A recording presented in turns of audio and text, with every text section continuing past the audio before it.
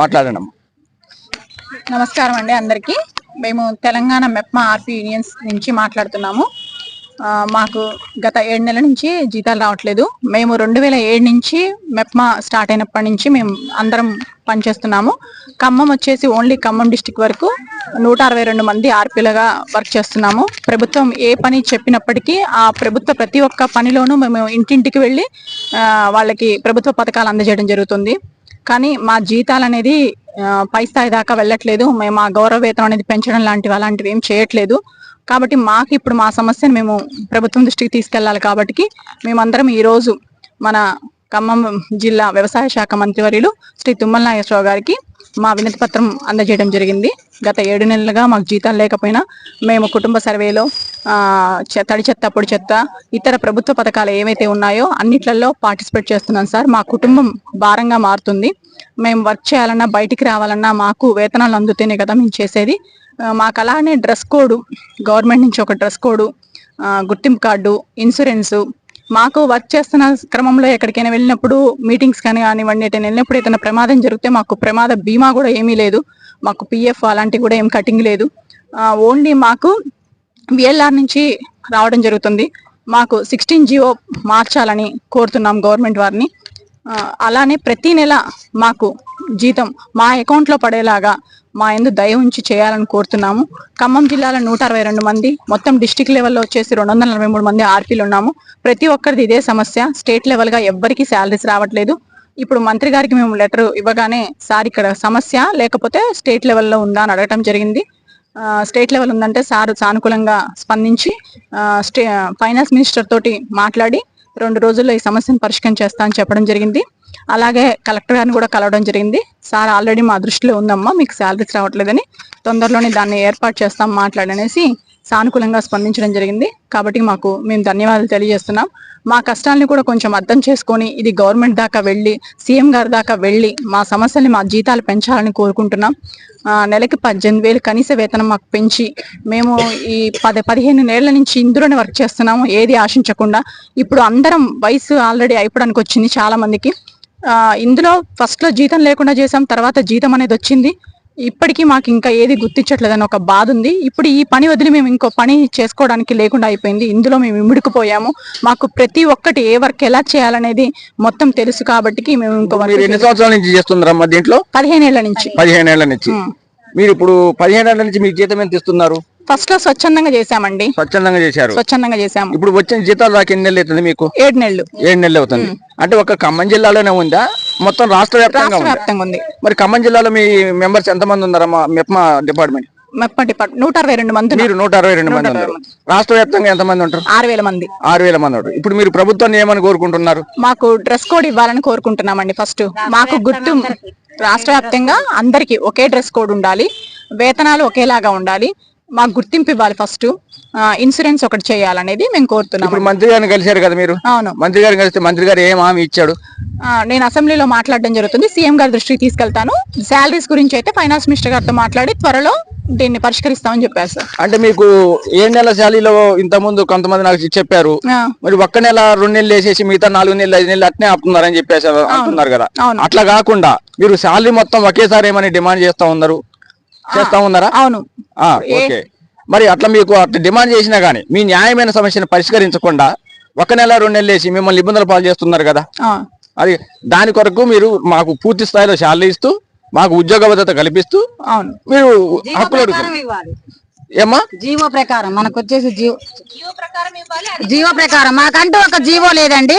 ఇప్పుడు ఆర్పీలకు అంటూ ఏంటంటే చేస్తున్నారు, అప్పుడు మాకు జీతం లేదు అని మేము గానీ అందరం అంటూ ఉంటుంటే వాళ్ళ పనులు, ఆఫీస్ వాళ్ళ పనులకు మళ్ళీ ఎక్కడ అయిపోతాయని వాళ్ళకు అనుకొని ఒక జీవో, మరి ఏ జీవో నుంచి చేస్తున్నారు ఇప్పటి వరకు తెలియదు. మనకు వచ్చేసి పావలా వడ్డీల నుంచి అంటున్నారు. అది ఇంతవరకు కూడా ఎక్కడి నుంచి చేస్తున్నారో కూడా మాకు తెలియదు. మాకు మాత్రం ఫస్ట్ ఏమి లేకుండా చేశాము, తర్వాత 4,000 వేశారు, ఆ తర్వాత 2,000 పెంచారు, తర్వాత 6,000 చేశారు. ఆ 6,000 వచ్చిన వాటికి కూడా మరి అది గవర్నమెంట్ నుంచి వస్తుందా, మరి ఏ జీవో నుంచి వస్తుందా అనేది కూడా మాకైతే లేదు. మేమంటూ ఏదో కూడా ప్రపంచానికి ఇది కూడా తెలియదు, ఎవరికి కూడా తెలియదు. ఏదో చేస్తున్నామంటే చేస్తున్నాము. అన్ని రకాల పనులు అండి. మనకు మున్సిపాలిటీకి సంబంధించిన కమిషనర్ గారికి ఏమైతే వర్కులు మనకు ఒప్పందం చేసుకుంటారో, వాళ్ళ వార్డులకు సంబంధించిన ఏవైతే ఉంటాయో అవన్నీ కూడా మాకు వర్కులు వీళ్ళకి మంచిగా చేస్తారు, బాగా చేస్తారు, వీళ్ళైతేనే మంచిగా ఉంటుందని మా మేడం గారు మాతోటే చేపిస్తారండి. పనికాడికి వచ్చేటప్పుడు మంచిగా చేస్తా అంటున్నారు, మంచిగా చేస్తారండి. కాకపోతే కొన్ని పనులకు మాత్రం వాళ్ళు కొంత అనేది ఇస్తున్నారు. అంటే ఇప్పుడు మొన్న మాకు సర్వే చేశాము, ఏంటది సర్వే, కులగన సర్వే చేశాము, వాటికి ఇస్తున్నారనమాట. అంటే ఇంత ఇంత అనేది 10,000 ఇస్తామని చెప్పారు. మొన్న కూడా అకౌంట్ నెంబర్స్ తీసుకొని పోయారు. అట్లా కొన్నిటి వాటికి కూడా చిన్న అమౌంట్ తోటి ఇస్తున్నారు సర్వే చేపిస్తే. కులగణన సర్వేకే ఒక 10,000 మంత్లీకి ఇస్తారా? కాదు, మామూలుగా సర్వేలు చేపిస్తేనే, సర్వేలు ఏదో ఒక సర్వే, పెద్ద సర్వే, కమిషనర్ సంబంధించిన ఏదైనా సర్వే చేపిస్తేనే ఇస్తున్నారు, అంతే తప్ప. అది ఇదే ఫస్ట్. ఎట్లా నెలకిస్తా ఉన్నారా? నెలకు కాదు, సర్వే మొత్తం పూర్తి అయితే సర్వే పూర్తినందుకు 10,000 నెల చేయండి, వారం రోజులు చేయండి. కొన్ని సర్వేల వరకే పరిమితం. ఈ ఒక్క సర్వే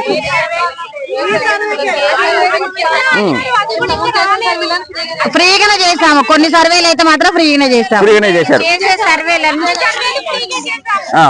అండి మాకు 18,000 జీతం అయితే తప్పనిసరి కావాలి. తర్వాత మాతో పనులు చేయించుకునేటప్పుడేమో ఆర్పీలు మంచిగా చేస్తారు, కరెక్ట్ చేస్తారు అని చెప్తున్నారు. మేము జీతాలు పెంచమని అడిగేసరికి మీరు ఎవరు అనే విధంగా మాట్లాడుతున్నారు.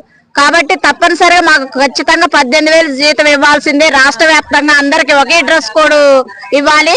మేము చేసే పనులకు కూడా ఆశాలు అంగన్వాడీలు చేస్తున్నారు అని చెప్పుకుంటున్నారు. అంటే మీరు మెప్మా డిపార్ట్మెంట్ చేసే వాళ్ళు కూడా అంగన్వాడీలు చేస్తున్నారు, ఆశా వర్కర్లు చేస్తారు, మీరు ఏం చేయట్లేదని మీకు గుర్తింపు లేకుండా పోతుంది.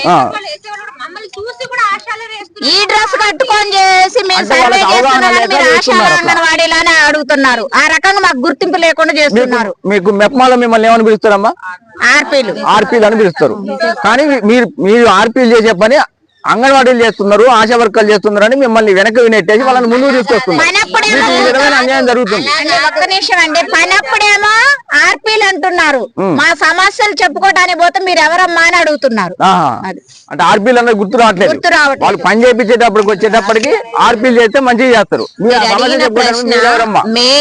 ఆర్పీలు చేసే పని అంగన్వాడీలు ఆశాలు చేస్తున్నారని వేస్తున్నారు అంటున్నారు. అది కాదు మీరు మాట్లాడవలసింది. ఆర్పీ చేయాల్సిన పని ఒక ఎస్హెచ్సి ఏది మన స్లమ్ ఏరియాలో ఉన్న నిరుపేద మహిళలకి మేము డ్వాక్రా గ్రూప్స్ చేసి బ్యాంకు ద్వారా రుణాలు ఇప్పించి వాళ్ళ వ్యాపారాల నిమిత్తం మేము వారిని ఉపాధి కల్పించి మేము వాళ్ళని ముందుకు నడిపించాలి. అది మా బాధ్యత. అంగన్వాడీ టీచరు స్కూల్ కి వెళ్ళాలి, ప్రీ స్కూల్ నడిపించాలి చిన్న పిల్లలతోటి, అది వాళ్ళ బాధ్యత. ఒక ఆశా వర్కర్ వచ్చేసి హాస్పిటల్ కి సంబంధించిన ఆమె బాధ్యత. కానీ ఈ ముగ్గురు ఎవరి పని వాళ్ళు చేసుకోవాలి. కానీ మున్సిపాలిటీకి సంబంధించిన ప్రతి ఒక్క సర్వే, అది ఇంటింటి సర్వేనా, కులగణన సర్వేనా, అనాథ పిల్లల సర్వేనా, బడి బయట పిల్లలు, బడిలో ఉన్న పిల్లల సర్వేనా, సీనియర్ సిటిజన్స్ కావచ్చు, మా ఆర్పీలలో చాలా మంది బిఎల్ఓలు కూడా పనిచేసేటోళ్ళు ఉన్నాం మేము ఇందులో. అసలు ఈ సర్వే ఉంది, ఆ సర్వే లేదు, ఈ పని చేసాము, ఆ పని చేసామని లేదు. తడి చెత్త, పొడి చెత్త, ప్రతి ఒక్కటి. కరోనాలో కూడా పీపీ కిట్లు వేసుకొని మరి కూడా మేము సర్వే చేసినాం. కానీ మా సర్వేలకి ఎలాంటి గుర్తింపు ఇవ్వలేదు, మాకు ఎలాంటి రుణము కూడా మాకు ఎవరు చెల్లించలేదు, ఎక్కడా చెల్లించలేదు. ఇప్పుడు మాకు కులగణన ఎన్యూమరేటర్ గా తీసుకున్నారు, టీచర్స్ తో పాటు మమ్మల్ని తీసుకున్నారు. కాబట్టి దానికి కూడా ఎంతో కొంత ఇస్తామన్నారు. అది ఎప్పుడు ఇస్తారు, ఎక్కడిస్తారు, ఎలా ఇస్తారు అనే కూడా వివరాలు కూడా బయటికి రాలేదు. కాకపోతే ఏంటంటే మేమేంటి, మాకు గవర్నమెంట్ నుంచి ఏదన్నా వస్తుందేమో, ఇన్ని సంవత్సరాల నుంచి ఇందులో చేస్తున్నాం కదా, ఏమన్నా పర్మనెంట్ చేస్తారో లేకపోతే మమ్మల్ని గుర్తిస్తారేమో, మాకంటూ ఒకటి ఉంటదేమో అని చెప్పేసి ఒక చిన్న ఆశతోటి, ఇందులో ఆ చిన్న ఆశతోటి ఈ రోజు ఒక్కొక్కరికి 50 సంవత్సరాలు 40 సంవత్సరాలు నిండినాయి. ఆ ఆశతోటే షుగర్లు, బీపీలు వచ్చినాయి. ఆ ఆశలతోటి కుటుంబ భారంతో చాలా ముందుకెళ్తున్నాం మేము. మా కష్టాలు, మా బాధలు ఒక్కొక్కళ్ళ ద్వారా మీకు మాట్లాడితే, ప్రతి ఒక్కళ్ళ దగ్గరికి మైకి వెళ్తే ఈ రోజు సమయం కూడా సరిపోదు. అన్ని కష్టాలు, అన్ని బాధలు ఉన్నాయండి. కావున మేము ఎవరికి వ్యతిరేకం కాదు, మేము ఎవరికి వన్ సైడ్ అటు లేదు ఇటు లేదు. మేము ఒకటే కోరుకుంటున్నాం, మా జీతాలు పెంచండి, మాకు ఒక డ్రెస్ కోడ్ ఇవ్వండి, మేము చేసే సర్వేలు కానీ మేము చేసే పనిని గుర్తించండి. మేము ఒకవేళ ఏం చేయలేదా, మాకు ఇచ్చేది మీరు 4,000 6,000 వేతనమే కదా, 6,000 వేతనానికి మేము బ్యాంక్ పనులు తప్ప మేము ఏ పనులు చెయ్యం. దయచేసి అలా అన్న చెయ్యండి, అంతేగాని మమ్మల్ని ఎట్టి చాకరీ చేయించుకొని మాకు జీతాలు లేకుండా మమ్మల్ని ఇలా తిప్పించుకొని చివరికి వచ్చేసే వరకు ఎవరమ్మా మీరు, ఏ డిపార్ట్మెంట్, అవునా, ఎక్కడ, ఏమంటారు మిమ్మల్ని? ఇలాంటి ప్రశ్నలు ఎదుర్కొంటుంటే ప్రాణం చితుక్కుమంటుందండి. మాకు చాలా బాధపడుతున్నాం ఈ విషయంలో. కాబట్టి ఈ యూట్యూబ్ ఛానల్ ద్వారా మా యొక్క బాధ సీఎం గారి దగ్గరికి చేరి మా యొక్క మెప్మా ఆర్పీలు రాష్ట్ర వ్యాప్తంగా అందరు ఇట్లనే బాధపడుతున్నారండి. వాళ్ళందరికి కూడా మా సమస్యలకు ఒక పరిష్కారం దొరికితే మేము కూడా చాలా హ్యాపీగా ఫీల్ అవుతాం. థ్యాంక్ యూ సో మచ్ అండి, స్పెషల్ గా మమ్మల్ని ఇంటర్వ్యూ తీసుకున్నందుకు. క్లోజ్ చేయండి.